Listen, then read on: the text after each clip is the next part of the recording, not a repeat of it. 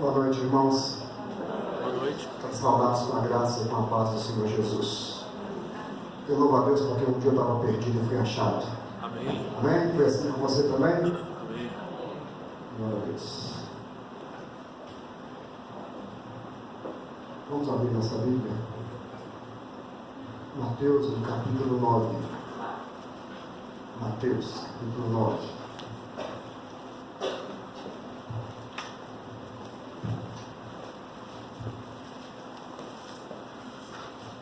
Evangelho de Mateus, capítulo 9.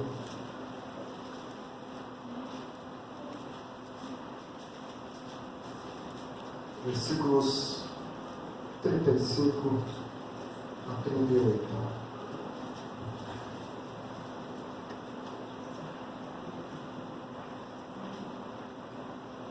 Mateus 9, 35 a 38. Amém? E percorria Jesus todas as cidades e povoados, ensinando nas sinagogas, pregando o evangelho do reino e curando toda sorte de doenças e enfermidades. Vendo ele as multidões, compadeceu-se delas, porque estavam aflitas e exaustas, como ovelhas que não têm pastor. E então se dirigiu aos seus discípulos: a seara, na verdade, é grande, mas os trabalhadores são poucos. Rogai, pois, ao Senhor da seara que mande trabalhadores para a sua seara. Até o verso 38. Senhor, nós pedimos que o Senhor nos fale ao coração nessa noite, como nós já adoramos o Teu nome, como nós já lemos a Tua palavra, já admitimos diante do Senhor que nós somos falhos e precisamos do perdão e da graça. Nós agora queremos ouvir a Tua voz. Nós precisamos ouvir a Tua voz. Usa o Teu servo. Teu servo é falho, Teu servo tantas vezes precisa da intervenção do Senhor, sempre, não tantas vezes, mas sempre. Nós precisamos que o Senhor nos fale. Tenha misericórdia de nós. E apesar de nós, nos abençoe nessa noite. Em nome de Jesus. Amém. Meus amados irmãos, eu já usei esse texto várias vezes, né? Já usei esse texto para vários sermões.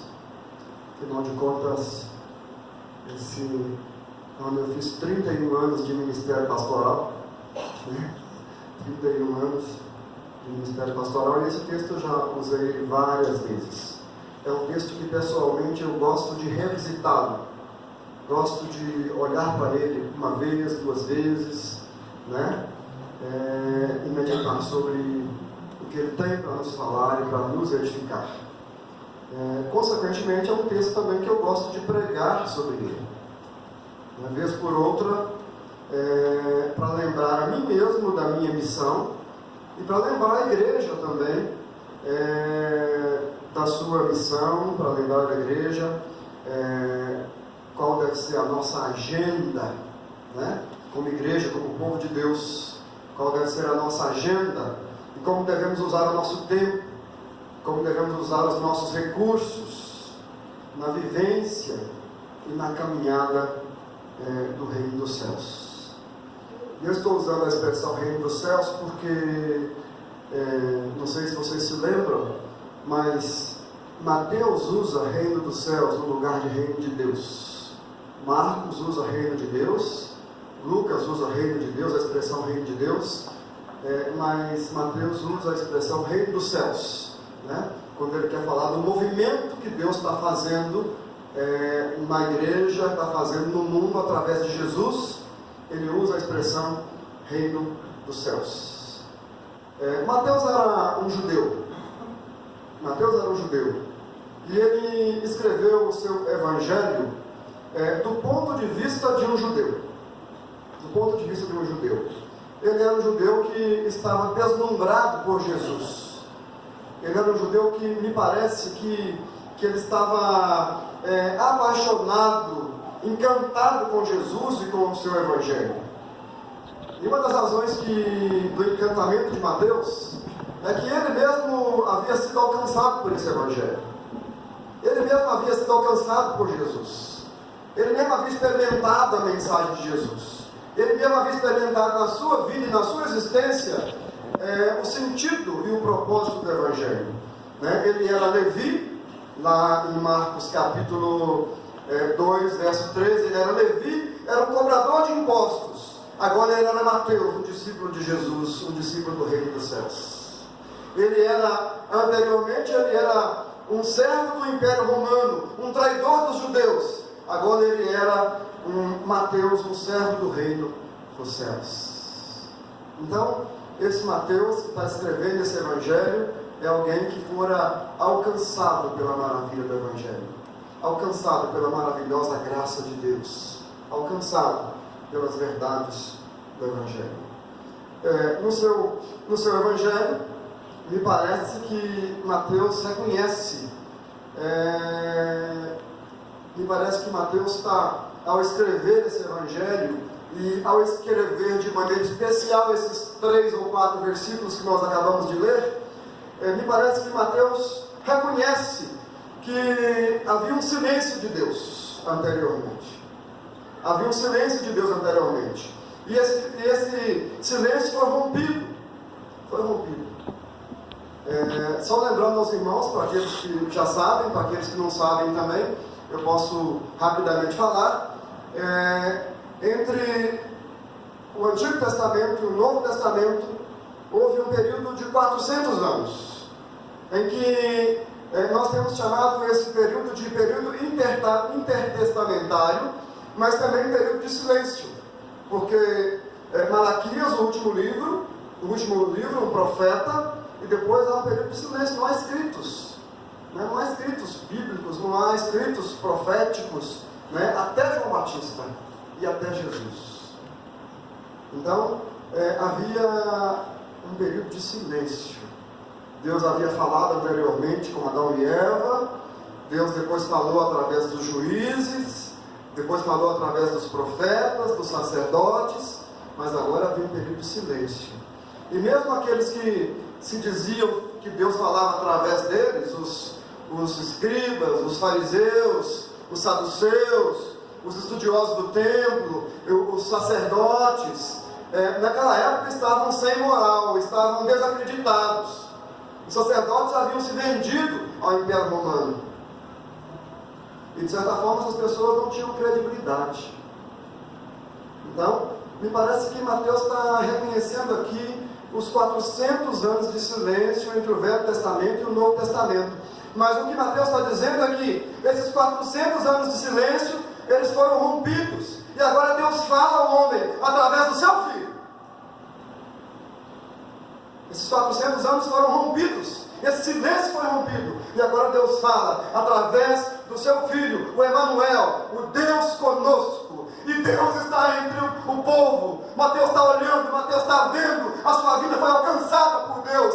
E a sua vida foi tocada por Deus. O Senhor Jesus tocou nele e chamou aquele homem para uma nova vida, para uma nova experiência. E aquele homem está abençoado, aquele homem está feliz, aquele homem está maravilhado com aquilo que Deus tinha feito na sua vida e na sua história, na sua existência. Deus conosco, Deus conosco. Ele olha para Jesus e ele vê Deus andando entre eles. Ele vê Deus andando entre eles. Não é por nada, não é em vão que Hebreus vai dizer, o escritor de Hebreus, lá no capítulo 1, havendo Deus outrora falado muitas vezes aos pais pelos profetas, nos últimos tempos nos falou pelo seu Filho, e o seu Filho é a exata expressão do seu ser, é a sua glória encarnada no seu Filho. E é isso que Mateus está sentindo.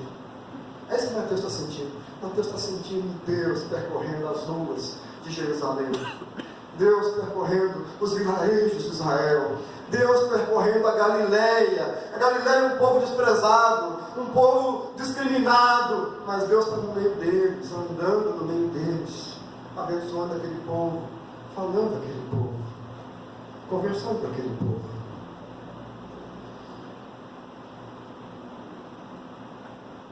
Mateus observa o modus operandi de Jesus. Mateus está observando a maneira como Jesus vai agindo.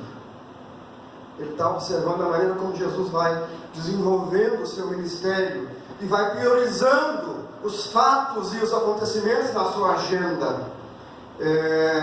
Mateus está vendo que Jesus vai ao encontro das pessoas. E ele vai ao encontro das multidões. Se você observar, Mateus é o único que escreve de maneira mais extensa o que nós podemos chamar, o que nós chamamos tradicionalmente de Sermão do Monte. O Sermão do Monte no Evangelho de Mateus começa no capítulo 5 e termina no final do capítulo 7, com muitos ensinos.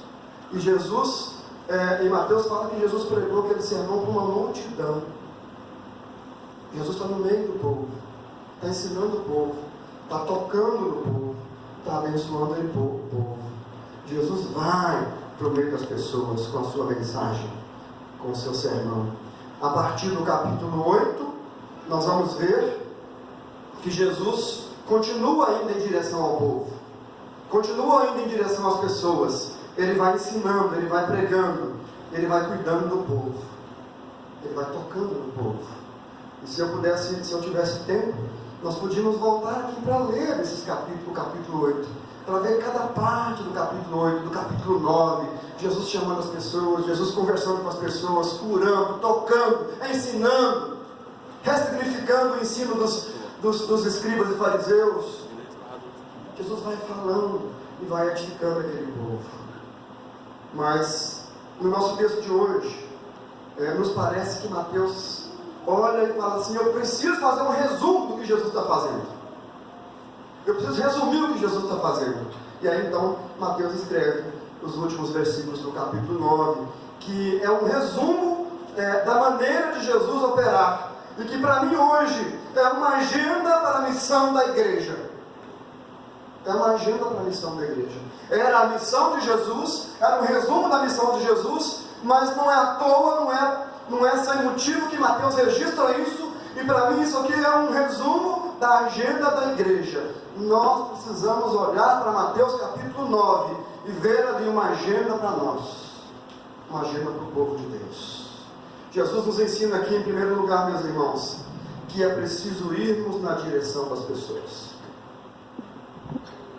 Jesus nos ensina aqui que é preciso que nós estejamos indo, que nós saiamos das nossas comodidades, dos nossos templos, e que nós estejamos partindo em direção às pessoas. O texto nos diz que Jesus percorria cidades e povoados. Ele não se ateve aos grandes centros. Ele ia para os povoados, ia para as cidades pequenas, para as aldeias. Ele andava, ele percorria, ele ia em direção ao povo, ia em direção às pessoas. Eu não me esqueço que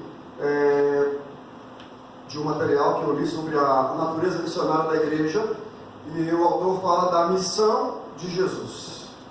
E ele fala da missão de Jesus como uma missão centrífuga. Centrífuga.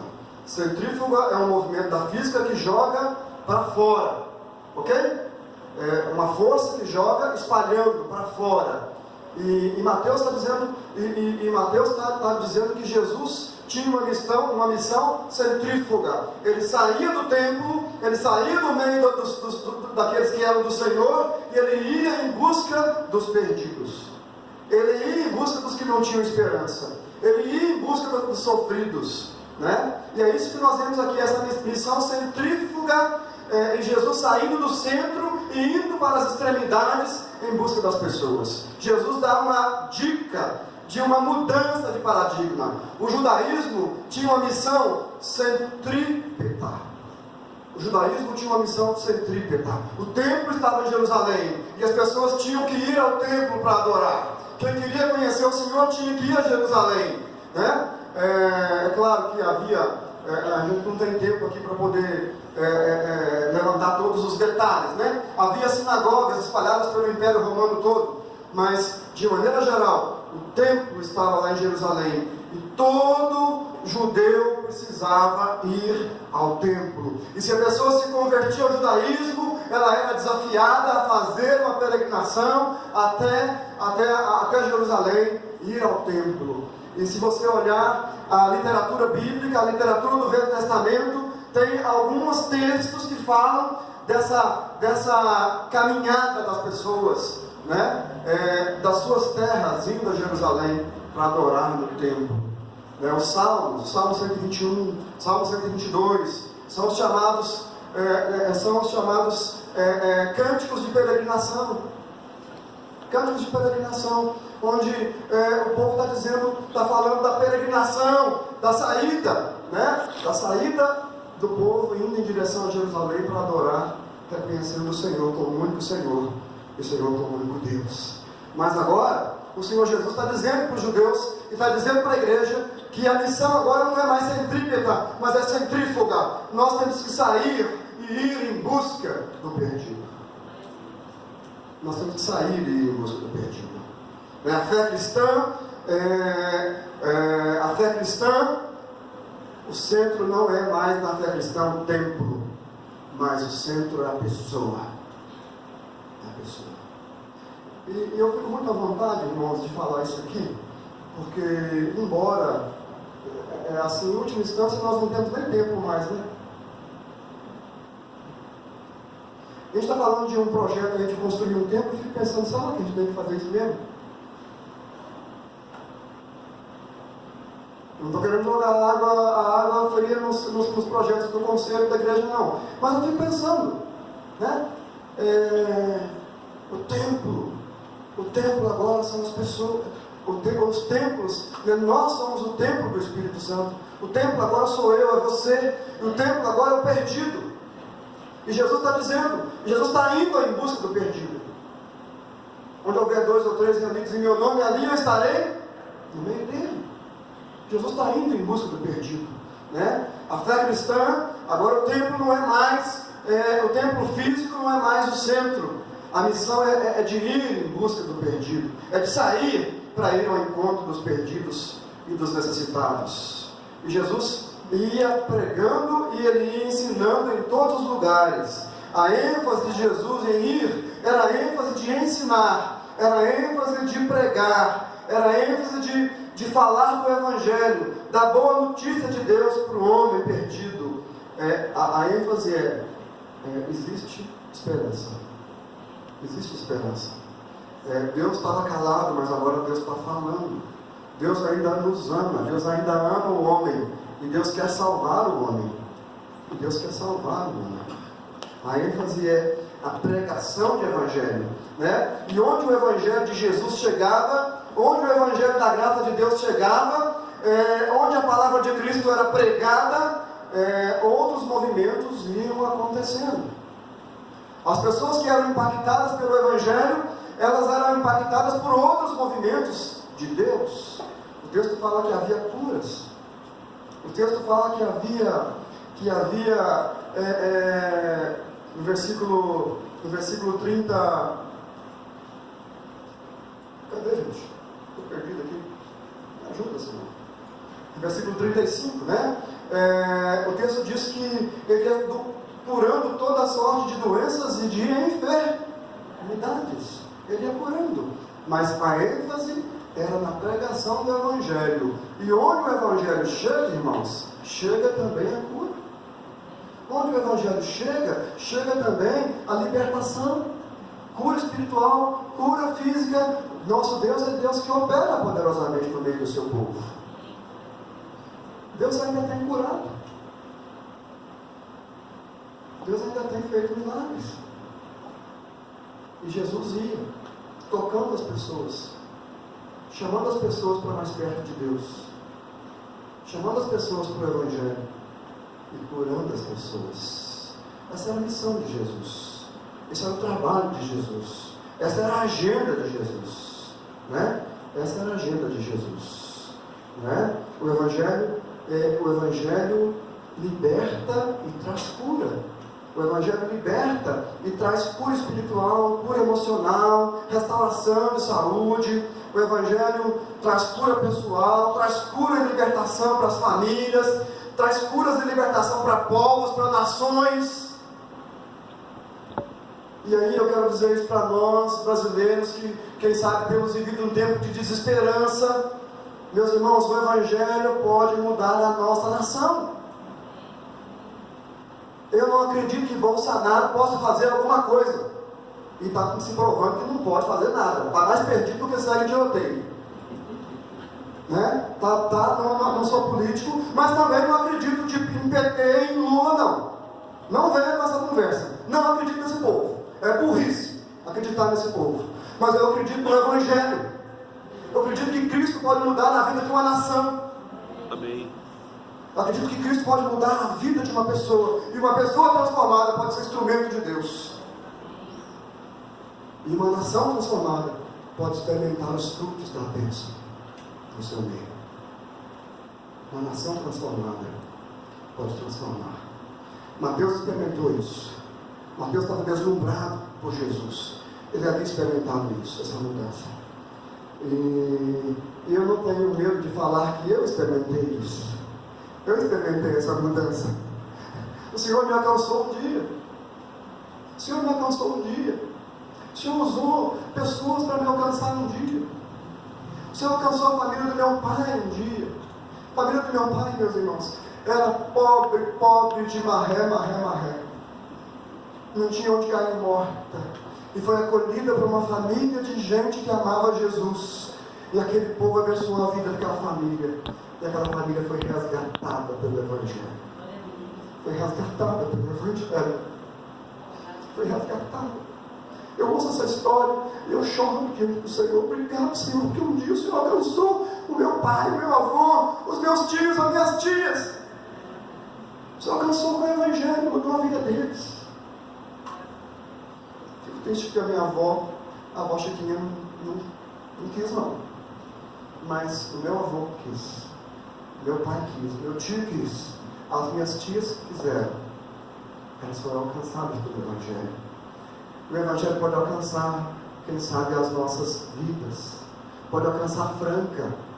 Franca tem sido uma cidade endurecida, uma cidade difícil, mas o Evangelho pode alcançar Franca, e Deus quer usar a mim e a você, quer usar nós, quer nos usar para alcançar as pessoas com o Evangelho. Deus pode mudar o país, pode mudar um país, pode mudar o Brasil. Por que não? Quem conhece um pouco da história da Coreia do Sul, e eu indico algumas séries que são boas, lá do Netflix, sobre a Coreia do Sul. A Coreia do Sul foi resgatada pelo Evangelho. Foi resgatada por Jesus. A Coreia do Norte, que rejeitou, está lá.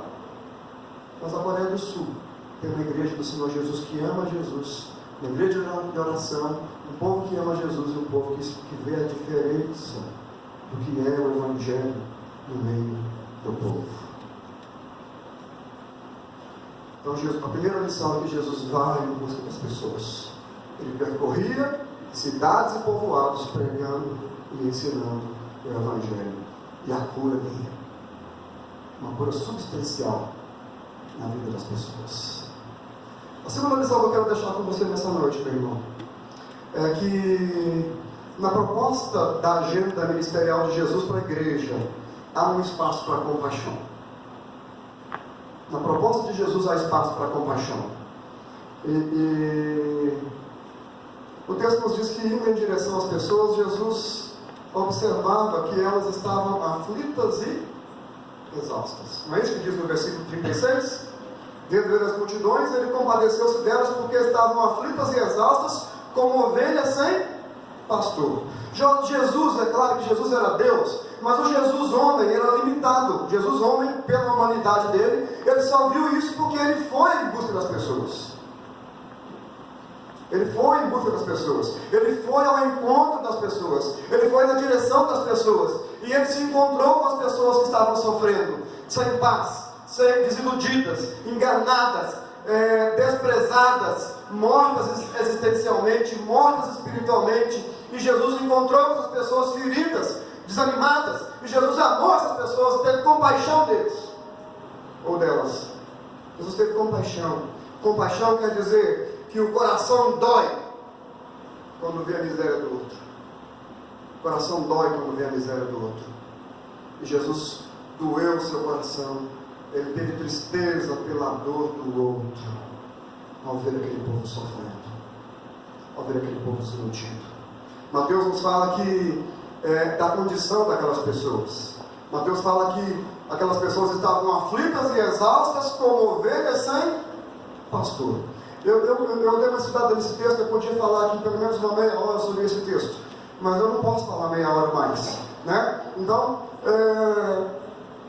eu vou me ater ao texto. E o texto fala que eles estavam aflitas e exaustas como ovelhas sem pastor. E para Mateus, ovelha sem pastor é literalmente, a ovelha precisa de pastor para cuidar dela, para protegê-la.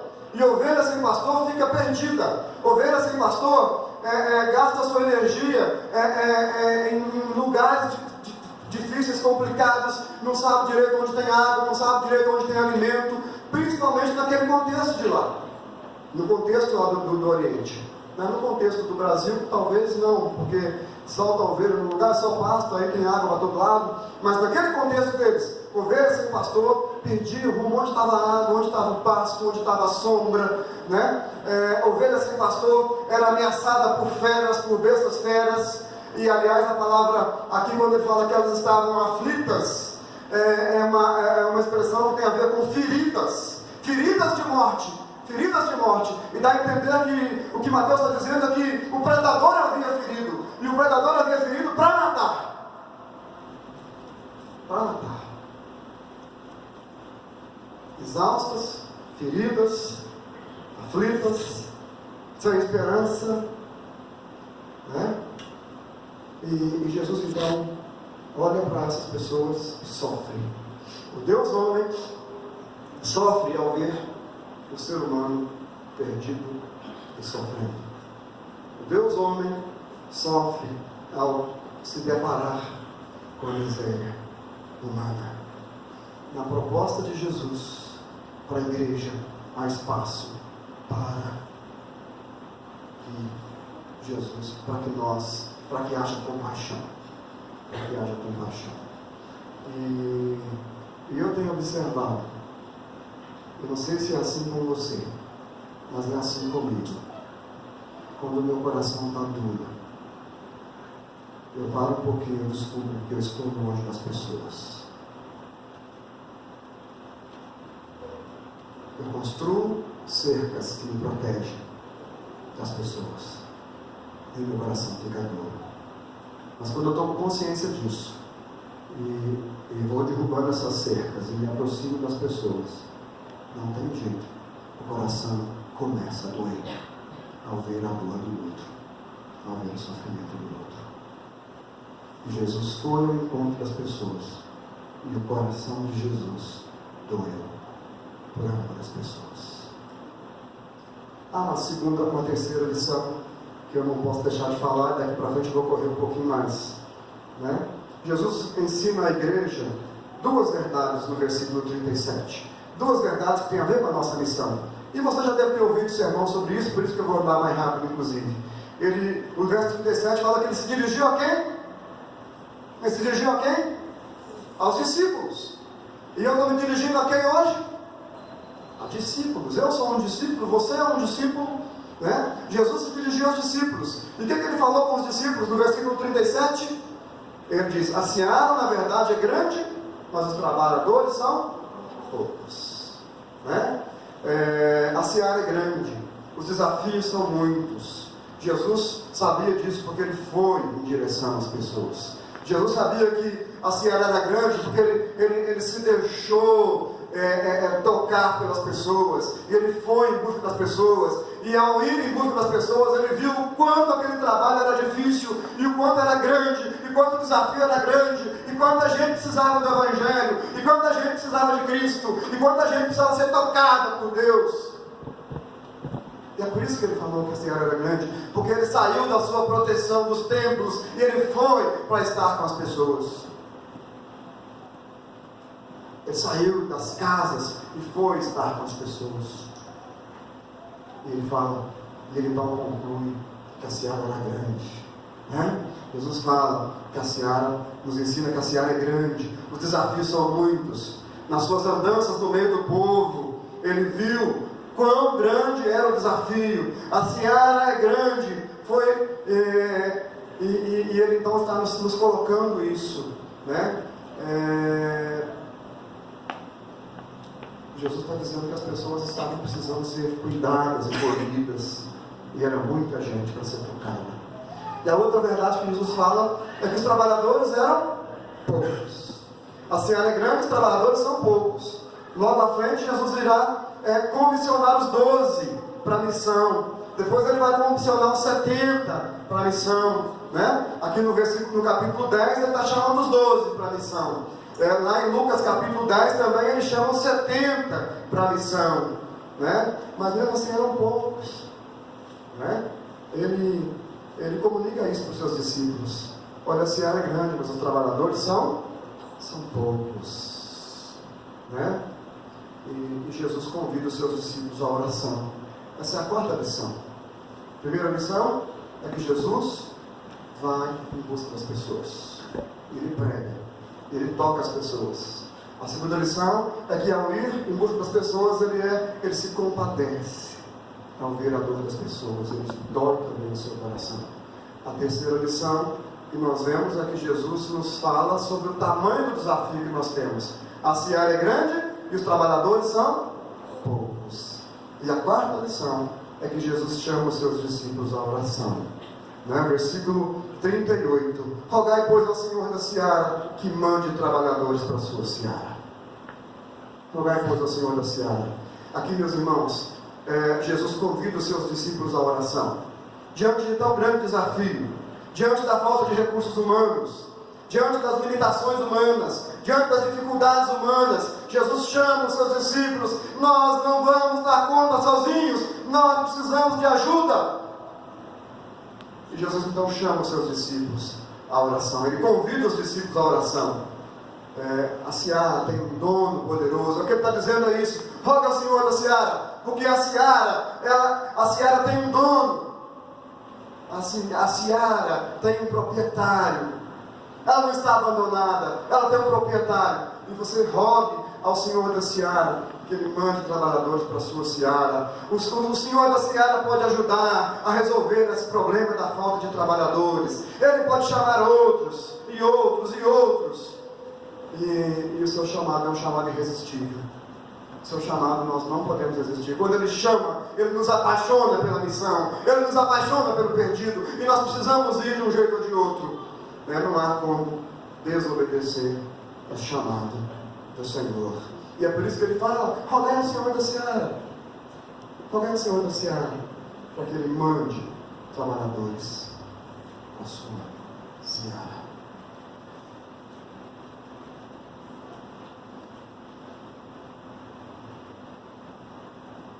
É claro que o Senhor já deve ter trabalhado no seu coração aí no decorrer da minha palavra. Certamente o Senhor já deve ter trabalhado no seu coração. Mas eu quero fechar a minha palavra nessa noite. O que esse texto tem a ver comigo e com você? O que esse texto tem a ver conosco? Primeira coisa que eu quero chamar a sua atenção é que nós vivemos um tempo de silêncio de Deus. Infelizmente. Principalmente no Brasil, nós vivemos um tempo de silêncio. As igrejas cristãs não têm saído dos seus templos para tocar as pessoas, com raras exceções. Com raras exceções. Nós temos gostado de ficar nos nossos templos. Nós temos praticado a missão centrípeta. Venha para a igreja. Aí vem a pessoa limpinha, bonitinha, cheirosinha, né? E nós olhamos para ela e não vemos quem é aquela pessoa. Quais são as dores dessa pessoa? Como é que eu posso servir essa pessoa? Aqueles que vêm, mesmo que estejam sofrendo,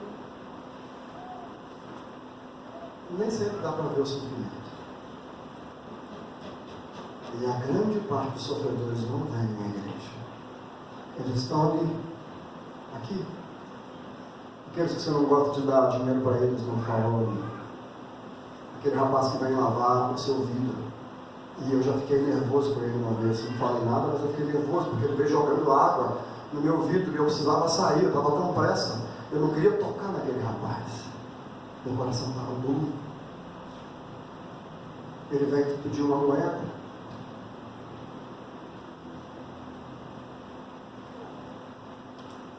Essas pessoas não vêm à igreja. Elas não virão facilmente à igreja. Nós temos vivido um tempo de silêncio, um tempo de desesperança, de exaustão, de aflição no nosso país. Eu mesmo tenho vivido um tempo difícil, irmãos.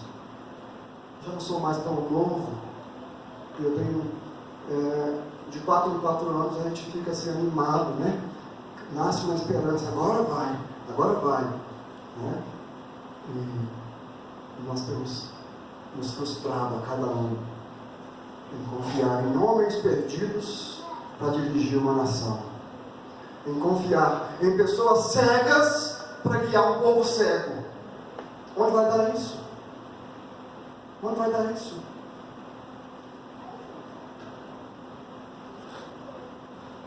Onde vai dar isso? Políticos corruptos, líderes maus, líderes espirituais sem escrúpulo, cada um querendo construir o seu império e o seu reino, seu nome, a sua torre, injustiça, vícios, drogas, juventude perdida, altos índices de suicídio, e nós ficamos protegidos nos nossos templos.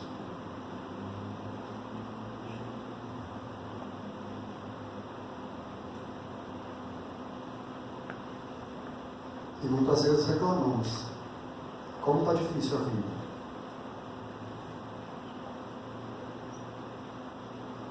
Nessa noite, meus irmãos, Jesus veio ao nosso encontro. Eu quero dizer para vocês, tá? Jesus veio ao nosso encontro. Ele nos encontrou. A minha casa foi encontrada. Sabe? A sua casa foi encontrada. Ele veio ao nosso encontro, às nossas casas, e Ele nos salvou. Ele está conosco. Lá em Mateus 28, 18, fala: eis que estarei convosco todos os dias até a consumação dos séculos. É uma promessa. O Senhor Jesus está conosco. Ele está nos tocando. Ele está nos curando. Ele está também nos mandando na direção dos perdidos, dos sofredores. Lá em Mateus 28 fala: ide, portanto, e fazer discípulo de todas as nações. Ide fazer discípulo. Lá em Marcos 16, ele nos manda ir pregar o Evangelho a todas as nações. E ele fala que alguns sinais vão seguir a pregação do Evangelho. Alguns sinais vão seguir a pregação do Evangelho. Então Jesus vem ao nosso encontro e Ele nos protege, Ele nos cuida, Ele nos salva, Ele nos chamou para sermos seu povo. Né? O pastor hoje leu aqui para a gente que nós somos um povo de propriedade exclusiva de Deus. Que coisa maravilhosa! Mas nós somos povo de Deus com uma missão. Deus nos chamou com uma missão. Nós temos que adorar o Senhor. Somos chamados para adorar o Senhor nos cultos, sim.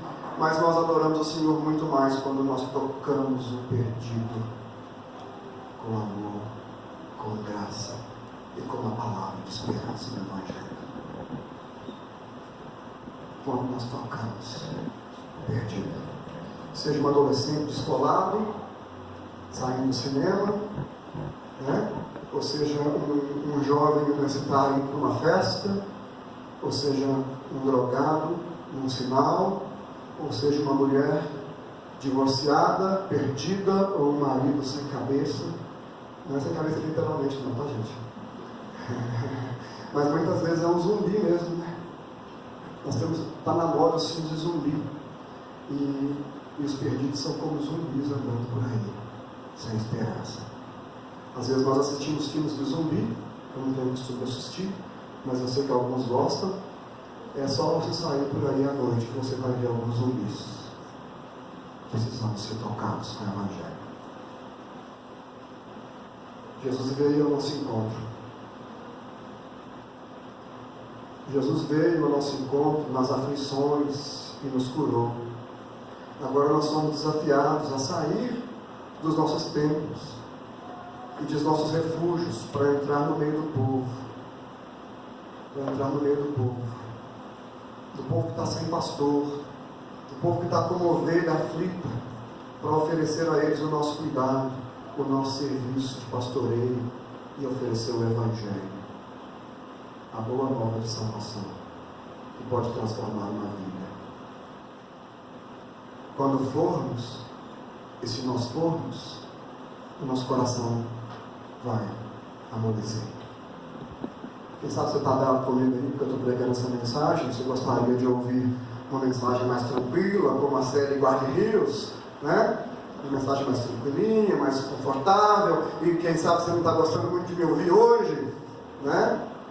E eu digo o que eu falei hoje cedo para as meninas, né?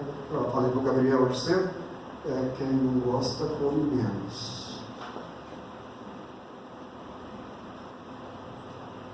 Mas o dia que nós sairmos para tocar as pessoas, o nosso coração vai amolecer. Nosso coração vai amolecer. E nós vamos sentir compaixão das pessoas. Eu falo isso por mim, irmãos. Eu falo isso para mim. Eu tenho estado com o meu coração duro. E eu preciso tocar as pessoas perdidas com o Evangelho. Nosso coração estará sempre duro se nós ficarmos protegidos do nosso tempo. Quando formos ver o tamanho do desafio, ver as pessoas sofridas, nós vamos ter o nosso coração de novo aquecido e cheio de amor pelo perdido. Jesus nos convida a pôr em nossa agenda também a oração. Nós só vamos entender que nós precisamos orar pelos perdidos e orar por missões o dia que nós saímos para deixar Deus trabalhar em nós através do perdido. A gente chama para orar, né? As pessoas não acham tempo para orar. Não acham tempo para orar em casa, não acham tempo para orar no templo, né? As reuniões de oração são as reuniões mais vazias. Se nós sairmos para encontrar o perdido e para ver o tamanho da missão, certamente Deus vai nos chamar para colocar a oração na nossa agenda. Quando formos e deixar o nosso coração ser aquecido, nossas reuniões de oração vão lotar. Eu tenho certeza disso. Você vai deixar qualquer outra coisa de fazer para vir para orar. Ou para orar na sua casa. Você vai achar tempo para orar quando o seu coração estiver aquecido pelo perdido.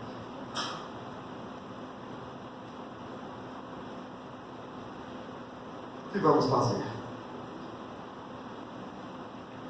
O que vamos fazer? Vamos obedecer? Fomos desafiados? Podemos construir um templo?